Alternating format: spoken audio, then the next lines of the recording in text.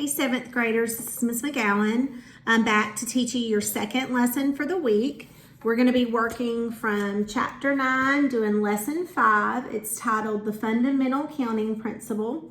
And to complete this lesson, you are going to need your math book or else your math packet that you got from the school. If you don't have either, you can follow along with notebook paper.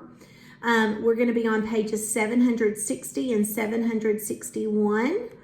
And you're going to need a pencil and a calculator. The 763 will just be extra practice if you choose to do that, just to kind of challenge yourself and see how you're doing with things on your own, okay? Very quickly, this video should be shorter than the others because I hope that you already know how to do this based on the other videos we've done. The other day when I taught you about sample space, which is a list or a diagram that shows all the different possible outcomes whenever you have events, okay? I taught you that you could use something called the fundamental counting principle to know how many possible outcomes or combinations you should have in a given situation. So just to kind of review what that is, the fundamental counting principle says that instead of having to make a list of our sample space or a tree diagram with our sample space, we can simply use multiplication to know how many different possible outcomes we have in a given situation. So for example, let's go back to the 2 caps and the 3 pairs of earrings. If I wanted to know all the different ways that I could combine a blue cap and a red cap with the 3 pair of earrings I had in the earlier video, which was white, blue, and gold, I can multiply the number of outcomes in each event to get the total number of outcomes. So there were 2 different outcomes in caps, a blue and a red. There were 3 different outcomes in earrings, white, blue, and gold. So that means there would be a total of 6 different combinations or possible outcomes when combining a cap with a pair of earrings. Let's say that I wanted to flip a quarter, flip a dime, and flip a nickel and see all the different possible outcomes I could have. Instead of making a list, I could multiply the number of outcomes in each event. So when I flip the quarter, there are 2 outcomes. When I flip the dime, there are 2 outcomes. When I flip the nickel, there are 2 outcomes. I could multiply all that together. 2 times 2 is 4, times 2 is 8. That means there would be a total of 8 different possible outcomes. So this allows us to use numbers, which we like, to come up with all of our possible outcomes. So you guys get your book ready, get a pencil, get a calculator, and we're going to practice some problems together on this. I think it's going to be quick and easy and to the point for you. See you in a sec. Okay, we are back and ready to work in our book.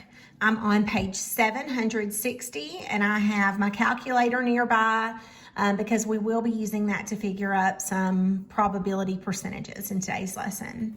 All right, number 1 says, use the fundamental counting principle to find the number of outcomes from tossing a quarter, a dime, and a nickel. I think I actually just used this when we were talking in our example. So what I want to do is I want to look at each event that's going to take place, figure out how many outcomes there are for each event, and then I'll use multiplication. So if I toss a quarter, there are 2 outcomes for that, heads and tails. I can multiply that times the number of outcomes from tossing a dime, again, heads and tails, and multiply that by the number of outcomes there are for tossing a nickel, which again are 2 heads and tails. And when we multiply that, we're going to get 8 possible outcomes. All there is to it. Number 2, how many outcomes are possible when rolling a number cube and picking a cube from 4 different colored cubes? So this is a compound event because we have more than one event taking place. My first event is rolling a number cube. There are 6 possible outcomes on a number cube. My second event is picking a cube from 4 different colored cubes. So there's 4 possible outcomes there. The fundamental counting principle says we can multiply those 2 outcomes together for a total of 24 possible outcomes. Number 3. Find the number of different outfits that can be made from 3 sweaters, 4 blouses, and 6 skirts. Then find the probability of randomly selecting a particular sweater, blouse, skirt outfit. Is the probability of this event likely or unlikely? There are 3 different things they want us to do in this problem. The first thing is they want us to find out how many different combinations of outfits can be made from 3 sweaters, 4 blouses, and 6 skirts. So we can use the fundamental counting principle to multiply to get our total number of outcomes. 3 sweaters, 4 blouses, and 6 skirts. 3 times 4 is 12, and 12 times 6 is 72. So that's my first answer. There are 72 possible outcomes. The next thing it asks us to do is find the probability of randomly selecting a particular sweater, blouse, skirt outfit, okay? Now, we don't know which particular sweater, blouse, or skirt outfit they're referring to, but they're just basically referring to any one unique combination. Since there are 72 possible outcomes, the probability of selecting one unique outfit or combination would be 1 in 72. And if we want to get a percent, we know we can do 1 divided by 72. We can shift that decimal point 2 places to the right, which gives us about a 1.4% chance, and we'll just round that to the nearest percent. So it's going to be about a 1% chance, okay? Now, the last thing it asks us is the probability of this event likely or unlikely. So if you have these 72 different outcomes, what would be the probability of selecting one unique combination? Only a 1% or 1 in 72% chance.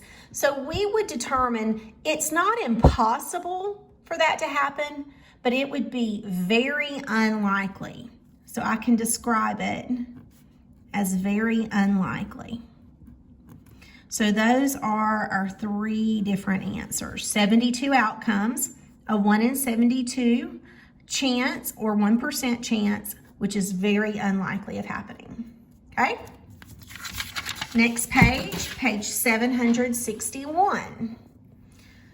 Starting at the top, our directions say use the fundamental counting principle to find the total number of outcomes for each situation. Number 1 says, choosing a bagel with 1 type of cream cheese from the list shown in the table. Well, you notice that we have 1, 2, 3, 4 different outcomes from bagels. Now, a common mistake with my 7th graders last year was they wanted to think that cinnamon and raisin were 2 different types of bagels, but you can see based off the capitalization and the indentation here that cinnamon raisin is 1 unique type of bagel. So we have plain, blueberry, cinnamon raisin, and garlic. So we have 4 possible outcomes for bagels. And then we have plain, chive, and the same thing with this one, sun-dried tomato. That's 1 possible cream cheese, so 3 different outcomes for cream cheese. So that means there would be a total of 12 possible combinations of bagels and cream cheese. Number 2, choosing a sandwich and a side from the list shown in the table.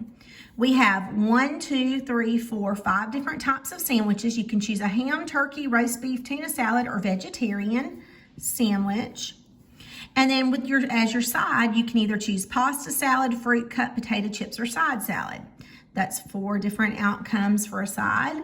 That means there would be a total of 20 different possible sandwich and side combinations based off that list. Number 3, picking a month of the year and a day of the week. Well, we know these are outcomes for a month of the year. There's 12 months in a year. Day of the week, there's 7 days in the week, and 12 times 7 is 84. So there would be 84 different outcomes or combinations of a month and day of the week that could possibly be chosen. Number 4 says, choosing from a comedy, horror, or action movie, each shown in 4 different theaters. So we have 2 different events here. We're choosing a movie and then choosing a theater. So there are 1, 2, 3 different types of movies. There are 4 different types of theaters. So that means there are 12 different outcomes or combinations of theaters with a specific movie chosen. Number 5. Number 5 wants us to use the map right over here. It says find the number of possible routes from Eastland to Johnstown that pass through Harping. So we want to go from Eastland to Johnstown, but we want to go through Harping when we do that. It says then find the probability that State and Fairview will be used if a route is selected at random. State the probability as a fraction and a percent, okay? So we got a couple different things we're going to do in this problem. The first thing we want to do is find all the possible routes. Now we can use the fundamental counting principle to do this on the map as well. We know that we have to get from Eastland to Harping before we can get to Johnstown. From Eastland to Harping, according to the map, there are 2 different routes. Once we get to Harping and want to go to Johnstown, there are 3 different routes we could take. So that means there are 6 different routes. So that's the first part of our question. It says find the number of possible routes. So there are 6 routes possible. Then it says find the probability that State and Fairview will be used if a route is selected at random, okay? So we know that State, we could go from Eastland, taking State to Harping, and then Fairview. That's going to be 1 possible route out of the 6, and here's why. We could take State and then Maine, State and then Fairview, State and then Park, or we could do Broadway with Maine, Broadway with Fairview, Broadway with Park. So this one is specifying taking State and then Fairview. So that would be 1 out of 6 possible ways, or a 1 in 6 chance of randomly selecting that. Now it wanted us to write that probability as a fraction and a percent.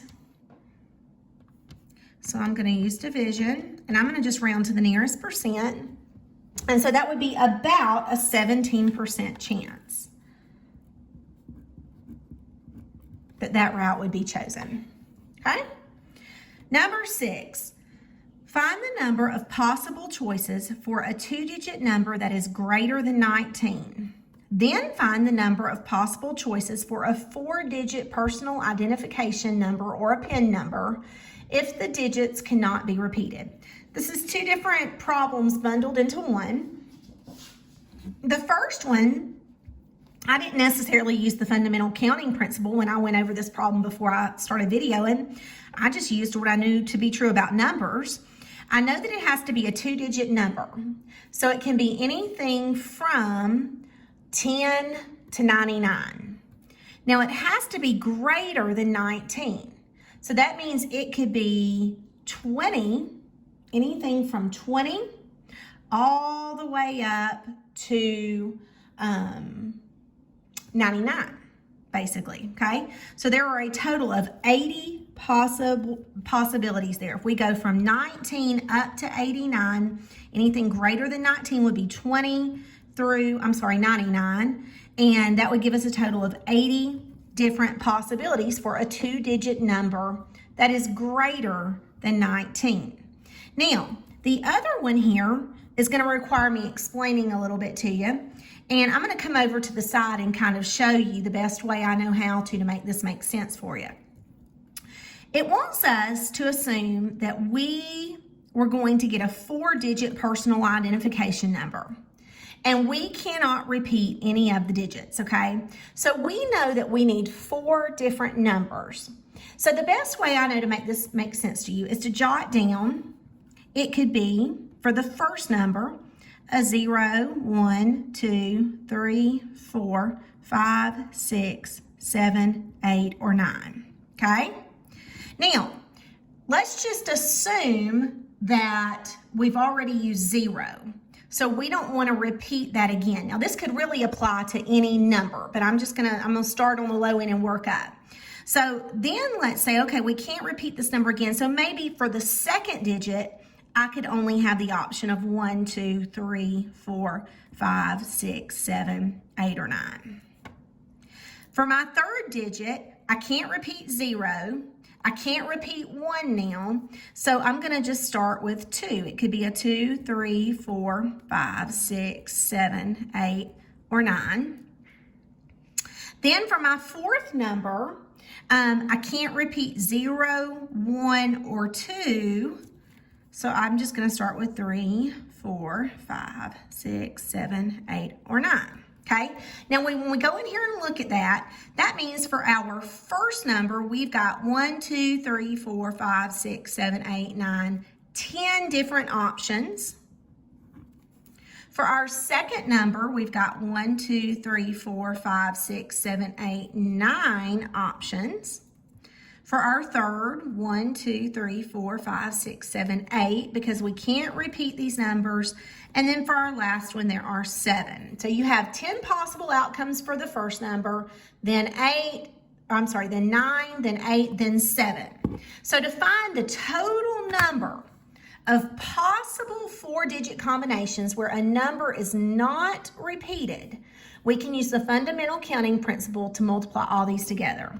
So 10 times 9 times 8 times 7 gives us a total of 5,040 possible combinations. Number 7 says, an electronics company, there you guys can see all of it. An electronics company makes educational apps for 5 subjects, including math. The app has 10 versions with a different avatar in each version. One version has an avatar that looks similar to a lion. The company is randomly giving free apps to its customers. Find the probability of randomly receiving a math app with a lion avatar. How likely is the probability of receiving the app at random? Okay, so the first thing we want to do is see how many possible outcomes we have in this situation. We have 5 different subjects with 10 different versions or 10 different avatars. So that means we have a total of 50 different possible outcomes. Now, out of those 50 different outcomes, you've got 5 different subject areas and you have got 10 different avatars. The question is specifying a math app with a lion avatar. So that is one unique combination that could take place out of the 50. So we could say when it asks for the probability of getting a math app with a lion avatar, that there would be a 1 in 50 chance of that happening, because that is one unique combination out of the 50 possible. If we wanted to show that as a percent, it would be a 2% chance of that happening. And then if we wanted to use words to describe that, we would say that it is very unlikely, or you can just put unlikely, that that would happen. Okay? So, if you guys would like to try some on your own, this is pretty easy, kind of fun almost. I can imagine you guys saying in class that this is easy or fun because it's basically using multiplication once you know your number of outcomes. You can try page 763 on your own, and I will send a picture through Remind showing the answer key. That way, if you choose to do it, you can just self-check to see how you did. The only thing I need back from you to show evidence of your learning is a picture of what we did together. And if you guys need me before next week, you know how to get me. Talk to you soon.